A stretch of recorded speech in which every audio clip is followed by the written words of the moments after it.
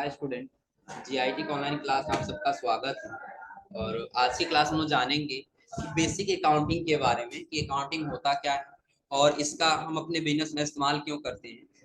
तो जैसे अगर जो सबसे पहले हम ये बात करें कि अकाउंटिंग किसका, अकाउंटिंग। तो अकाउंटिंग का अगर सबसे अहम भूमिका देखा जाए तो हमारे बिजनेस में ये है कि अगर जो हमारा बिजनेस चल रहा है उस बिजनेस में कितना प्रॉफिट और कितना लॉस हो। जैसे कि अगर जो हमने अभी आपको जस्ट बताया भी कि आपका एक बिजनेस है, आपका एक क्या है, बिजनेस।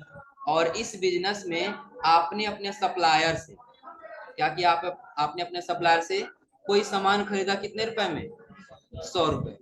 और आपने अपने कस्टमर से उसको कितना रुपए में सेल किया, कितना रुपए में, 105। तो यदि आपने 105 रुपए में सेल कर दिया तो आप अकाउंटिंग नहीं कर रहे हैं, तो आपको ये क्लियर नहीं होगा कि आपने 100 रुपए में सामान खरीदा है तो इसको टोटली लागत कितना लग चुका है। आ रहा समझे ना। अक्सर अगर देखा जाए ना तो किसी भी बिजनेस में हम लोग जाएंगे तो अगर जो उसपे एमआरपी लिखा होता है तो एमआरपी के हिसाब से पैसा लिया जाता है। तो या अगर जो ये कहा जाता है कि नहीं एमआरपी उस पे 100 रुपया है तो आप 50 रुपए दे दीजिए या 70 रुपया दे दीजिए। अरे समझे ना। तो अक्सर लोग यही जोड़ते हैं नहीं ये इतना में खरीदाया हो लेकिन आप हमसे इतना ले रहे हैं, लेकिन उसमें ज्यादातर लोग ये नहीं ध्यान देते हैं कि आखिर उसको भी लाने में कुछ ना कुछ लागत लगा होगा। उसका बिजनेस है, उसके बिजनेस में कुछ ना कुछ एम्प्लॉय होंगे। अरे समझे ना। उसका बिजनेस चल रहा है तो उसमें कुछ ना कुछ इलेक्ट्रिसिटी खर्च हो रहा होगा, वो सारा जोड़ के ही आपसे लेगा ना। अब ऐसा तो नहीं है कि हाँ उसका बिजनेस चल रहा है यानी कि जितना हम खरीद के लाया उससे 2 रुपया 4 रुपया रख के सेल कर दिया, तो आखिर उसका जो लागत आया वो तो आ गया लेकिन उसका कुछ प्रॉफिट नहीं आया ना। तो ये सारा मुझे आपको मेंटेन करना है, तो वो आप किसके माध्यम से करेंगे, अकाउंटिंग के माध्यम। किसके माध्यम से, अकाउंटिंग के माध्यम। और अकाउंटिंग के अगर जब हम फाइनेंशियल ईयर की बात करें वो कब स्टार्ट होता है, 1 अप्रैल। कब से स्टार्ट होता है, 1 अप्रैल को। और खत्म कब होता है, 31 मार्च। यानी को स्टार्ट कब हुआ, 1 अप्रैल, और खत्म कब हो जाएगा, 31 मार्च। अब आप लोग कई जगह ऐसे सुने होंगे कि हमको क्या करना है, हमारा बिजनेस चल रहा है और बिजनेस चलते चलते ऐसा हुआ कि जब आपका टाइम आया 31 मार्च का तो उस समय आपको सारे बिजनेस का क्लोजिंग रिपोर्ट बनाना है कि इस फाइनेंशियल ईयर में आपने टोटल कितने का खरीदा, टोटल कितने का सेल किए, आपको इसको खरीदने में और सेल करने में कितना उसको आपने खर्च किया। ये सारा रिपोर्ट तैयार करने के बाद से, आ रहा समझे ना। और आप सेल में से जो परचेज और खर्चे को जब माइनस करेंगे जो पैसा आपका बचेगा वही आपका क्या कहलाएगा, प्रॉफिट कहलाएगा। जैसे हम ये कहें कि आपने क्या किया, 100 रुपया में कोई सामान को पूरे साल में यानी कि कब से, 1 अप्रैल से लेकर के और 31 मार्च, आ रहा समझे ना। आपने टोटल कितने का सामान खरीदा, 100 रुपए। एक उदाहरण ले लेते हैं, 100 रुपए का तो नहीं होगा, लाखों रुपए का हो जाएगा। एक उदाहरण ले लिए, कितने रुपए खरीद लिए, 100 रुपए। और 100 रुपए खरीदे हैं प्लस हमने टोटली उसको बेच दिया 110 रुपया में। कितना में, 110 रुपये। और इसको टोटली हमने खर्च कर दिया कितना, टोटल खर्च कर दिया हम यहाँ पे लगभग लगभग कितना, मान लेते हैं 5 रुपए कि पूरे एक साल में हमारा टोटल इस पे खर्च कितना आ गया, 105। ये दोनों वैल्यू आपस में क्या हो जाएगी, जुड़ जाएगी। ये टोटल कितना आ जाएगा, 105। और टोटल सेल कितना हम किए हैं, 110। तो यहाँ पे प्रॉफिट कितना हो रहा है, 5। लेकिन अगर जो आपने खरीदा 100 रुपया में, बेचे 110 रुपया में, और यही आपका टोटल इस पे लागत कितना आ गया, 15, तो उस समय आपका टोटल खर्च कितना आ जाएगा, कितना आ जाएगा, 100। और आपका लागत कितना आया, ये सेल कितना हम किए, 110। तो यहाँ पे आपका प्रॉफिट होगा कि लॉस होगा, लॉस। कितने रुपए का होगा, -5।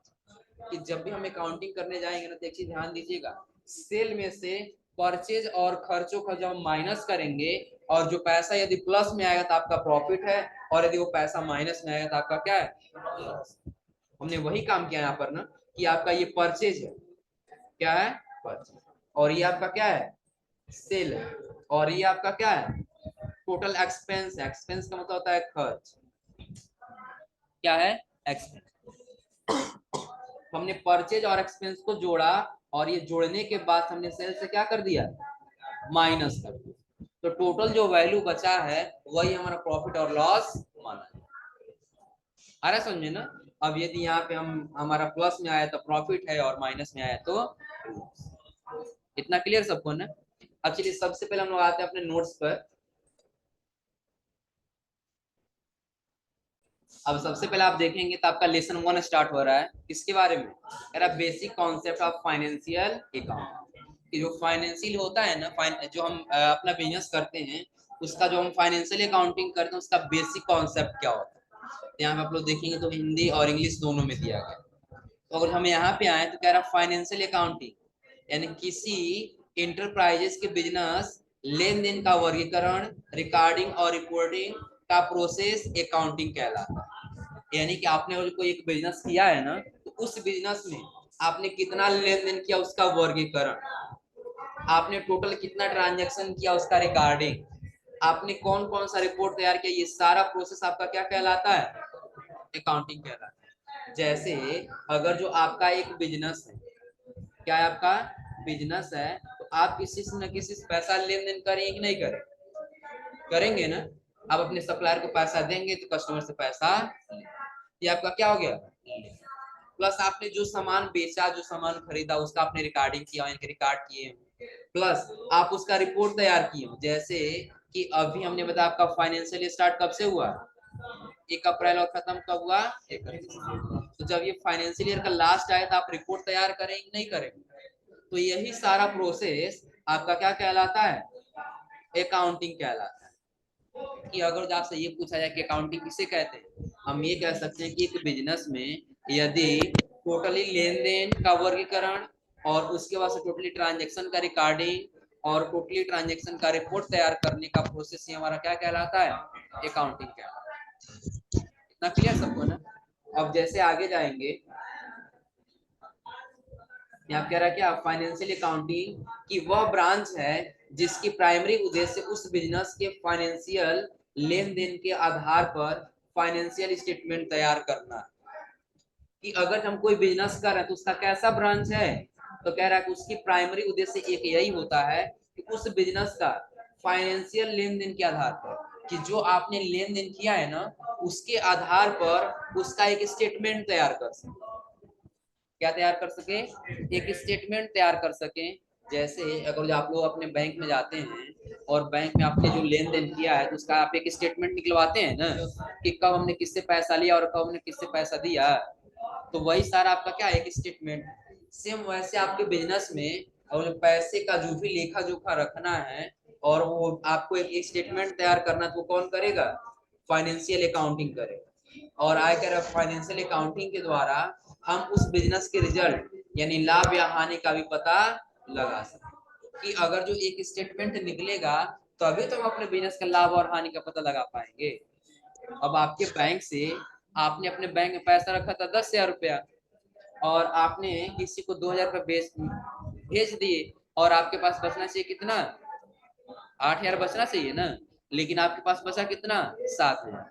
1 रुपया आपको आपने कहीं भेजा ही नहीं, कहीं ऐसे हो सकता है किसी चार्ज के रूप में कट गया, लेकिन आपको पता नहीं। तो आपको पता कब लगेगा, कि जब आप एक स्टेटमेंट निकालेंगे।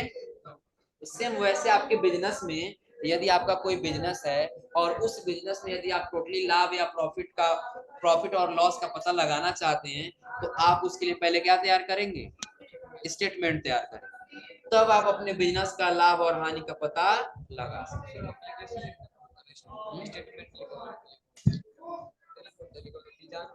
अकाउंटिंग में कौन सा एप्लीकेशन लिखना, नहीं नहीं उसके लिए कुछ नहीं लिखना। अब ध्यान दीजिए यहाँ पे, अब फिर आगे कह रहा है क्या, फाइनेंशियल अकाउंटिंग के द्वारा हम अकाउंटिंग अवधि के समाप्त होने पर वित्तीय स्थिति का भी पता लगा सकते हैं। अब कह रहा है अकाउंटिंग अवधि, अकाउंटिंग अवधि क्या है, 1 अप्रैल और 31 मार्च, यही हमने आपको बताया है ना। तो इस 1 अप्रैल और 31 मार्च के बीच जो खत्म होने वाला है यानी 31 मार्च तक, तो कह रहा उसकी वित्तीय स्थिति, वित्तीय स्थिति का मतलब ये है कि जो आपका बिजनेस है ना वो किस पोजीशन पे था, हमारा समझना, यानी कि इस साल में आपका जो बिजनेस है वो प्रॉफिट पे चला कि लॉस पे चला, आप उसकी स्थिति का भी पता लगा सकते हैं। जैसे सपोज करिए कि आपने जो है टोटल लगाया अपने बिजनेस में कितना, मान लेते हैं 1000 लगा दिए। कितना लगा दिए? इतना क्लियर सबको ना? आपने अपने बिजनेस में 1000 तो लगाया, तो 1000 का आपने एसेट्स खरीदा और जो भी चीजें खरीद के बेच में आपने वो खरीदा। आ रहा है समझ में ना? तो टोटली हम ये मान के चले कि 1000 में से आपने 500 का एसेट्स खरीदे। एसेट्स का मतलब पता है ना, कि जो बिजनेस को चलाने में मदद करे वही आपके क्या है? एसेट्स। तो 500 का आपने एसेट्स खरीदा और आपने 500 का क्या किया कि गुड्स खरीदे।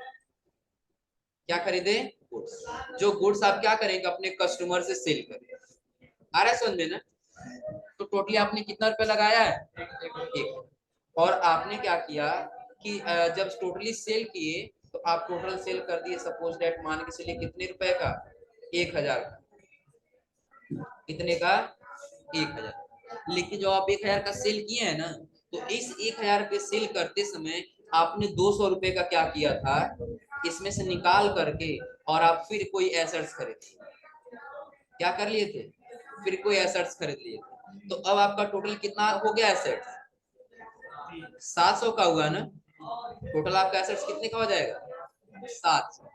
तो अब यदि आप कहें कि नहीं हमने 1000 लगाया था और 1000 हमने क्या किया यहाँ पे टोटल सेल किया, हमारे पास एक भी रुपए का प्रॉफिट नहीं, लेकिन प्रॉफिट तो भी आपका हुआ है ना? प्रॉफिट हुआ कि नहीं हुआ? कितने रुपए का प्रॉफिट हो रहा है? 200 का हो रहा है ना? ये 200 आपके बिजनेस को ऊपर लेके जाएगा, नीचे लेके आएगा? ऊपर ही लेके जाएगा ना? अब सपोज करिए कि हमने एक साल में क्या किया, सिर्फ ब्रेंच और ये व्हाइट बोर्ड और यही सारा खरीदे और हमारे पास ज्यादा कुछ मनी नहीं था, इसलिए हमने उतना ही से बिजनेस स्टार्ट कर दिया। और जब एक साल खत्म होने वाला था तो उसी बिजनेस के पैसे से हम उठा के एक कंप्यूटर खरीदे, जो हमारे बिजनेस को क्या करने लगेगा और बेहतरीन तरीके से चलाने में मदद करेगा। आ रहा है समझ में ना? तो जो हम एसेट्स खरीदे हैं वो हमारे बिजनेस के लिए प्रॉफिट कहलाएगा कि लॉस कहलाएगा? प्रॉफिट ही कहलाएगा ना? लेकिन हाँ, अगर जो वही पैसा आप अपने निजी खर्च के लिए लेते हैं, निजी खर्च का मतलब पता है कि आपने अगर जो 1000 रुपया लगाया और 1000 रुपया बचा है और आपने जो है 100 रुपया या 200 अपने किसी घर के कार्य के लिए ले ली या अपने पर्सनल यूज के लिए लिए, अपने बिजनेस के लिए नहीं लगाए, तब आपका वो क्या जाएगा? लॉस। आ रहा है समझे ना? तो ये हमारा अकाउंटिंग क्या है, अकाउंटिंग किसे कहते हैं, ये सबको समझा रहा है ना? कोई दिक्कत इसमें? हो जाएगा यहाँ तक? तो आज सब लोग इतना समझ जाएंगे ना? और कल पूछा सब लोग नहीं बता पाएंगे ना? बता ले जाएंगे लोग। चलिए एक बार और समझ लीजिए कि सबसे पहले आपको ये पता है कि बिजनेस को चलाने के लिए क्या क्या आवश्यक है। हो जाएगा ना? और अकाउंटिंग हम करने जाते हैं तो अकाउंटिंग क्या होता है, क्यों अकाउंटिंग करनी है, समझ आ रहा है ना? कि अकाउंटिंग करने का एक मुख्य उद्देश्य क्या होता है कि जो भी आपने बिजनेस में लेन देन किया उसका आप वर्गीकरण कर सकें, लेन देन का क्या कर सकें? वर्गीकरण कर सकें। फिर आप क्या कर सकें? जो भी ट्रांजेक्शन की उसका रिकॉर्डिंग कर सकें, एक रिपोर्ट तैयार कर सकें। अब यही आपका सारा प्रोसेस क्या कहलाता है? अकाउंटिंग कहलाता है। अब ये अकाउंटिंग क्या है? अकाउंटिंग का एक ही उद्देश्य होता है कि जो आपका ब्रांच है, जो आपका बिजनेस है, उस बिजनेस में क्या कर सके कि जो भी फाइनेंशियल ईयर होगा ना, उस एक फाइनेंशियल ईयर का स्टेटमेंट तैयार कर सके। क्या कर सके? एक स्टेटमेंट तैयार कर सके, जिस स्टेटमेंट से आपके आप अपने बिजनेस का लॉस या हानि का पता लग सके। आ रहा समझ में ना? और उसी स्टेटमेंट के माध्यम से आप क्या कर सकते हैं कि अपने बिजनेस में जब समय अवधि समाप्त होगा, यानी कि आपका अगर जो 2023 चल रहा है, यानी कि 1 अप्रैल 2023 और जब 31 मार्च 2024 आएगा, तो उस समय तक आप टोटली ये पता लगा सकेंगे कि आपका कितने का प्रॉफिट हुआ और कितने का लॉस। आपका जो बिजनेस है वो रनिंग पोजीशन पे जा रहा है कि अभी पीछे की तरफ है, यानी कि डिक्रीज पे है कि इंक्रीज पे। इंक्रीज पे रहेगा तो सही है, लेकिन डिक्रीज पे रहेगा तो आपको क्या करना होगा? अपने बिजनेस में कुछ न कुछ सुधार करने की आवश्यकता पड़ेगी, ताकि अगले साल जो है आपका बिजनेस जो है वो प्रॉफिट में जाए, लॉस में ना जाए। आ रहा है समझ में ना? कोई दिक्कत इसमें? इतना आप लोग कॉन्सेप्ट समझिएगा। बाकी आगे हम लोग समझेंगे कि जो हमारा ऑब्जेक्टिव यानी कि उद्देश्य क्या होता है हमारा फाइनेंशियल अकाउंटिंग करने का। आ रहा है समझे ना? कि और हम फाइनेंशियल अकाउंटिंग कर रहे हैं तो उसका एक उद्देश्य क्या है, हम अपने बिजनेस यहाँ से स्टार्ट कर सके। क्या नो सर जी?